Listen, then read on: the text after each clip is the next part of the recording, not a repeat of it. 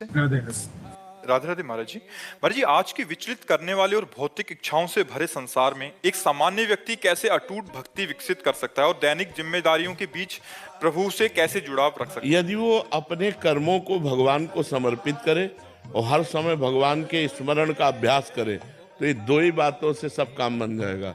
अब इन दो बातों की पूर्ति के लिए कई बातें लग जाती हैं। हर समय भगवान का स्मरण उसी का होगा जिसका पवित्र आहार होगा।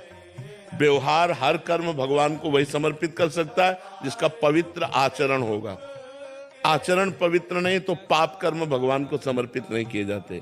भोजन पवित्र कहा जाता है, जैसा खाओगे अन्न वैसा बनेगा मन। तो अगर भोजन पवित्र नहीं तो आप हर समय स्मरण नहीं कर सकते हो। भोजन पवित्र करने के लिए धर्म की कमाई होनी चाहिए। धर्म से चलोगे और उससे जो पैसा आएगा उससे जो भोजन करोगे वो भोजन तुम्हारी भगवत स्मृति बढ़ाएगा। अधर्म करोगे, घूसखोरी करोगे, बेईमानी करोगे, उससे जो पैसा आएगा वो तुम्हारा लोभ बढ़ाएगा, तुम्हारे अंदर पाप बुद्धि बढ़ाएगा। तो हमें चाहिए पवित्र भोजन के द्वारा भगवत स्मृति बढ़ावें और पवित्र आचरण के द्वारा भगवान को कर्म समर्पित करें। इसी से भगवत प्राप्ति हो जाएगी। संसार में कर्म ही करना पड़ता है तो पवित्र कर्म करें, पाप कर्म ना करें।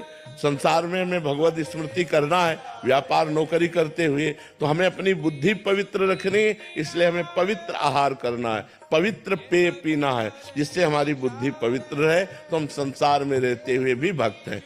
असलियत भक्ति का स्वरूप हृदय की स्थिति है। अगर अंदर से हम भगवान में लगे हैं तो हम पैंट शर्ट में भी संत हैं, और अगर हम संत वेश में भी भगवान के विरुद्ध आचरण करते हैं पापी पुरुष हैं, संत नहीं है। संत एक स्थिति होती है, संत एक अंदर की सद्गुण होते हैं। अगर वो नहीं तो बाहरी वेश तो फिर दंभ हो गया, ढकोसला हो गया, पाखंड हो गया। बाहरी वेश पुजवा कर रुपया ले सकते हैं, संसार के भोग ले सकते हैं, लेकिन भगवान को थोड़ी प्राप्त कर सकते हैं। तो हमारा अगर आंतरिक भाव हर कर्म भगवान को समर्पित करना और भगवत स्मरण करना तो हम आधुनिक संसार के आधुनिक कार्य करते हुए भी भगवान को प्राप्त हो जाएंगे।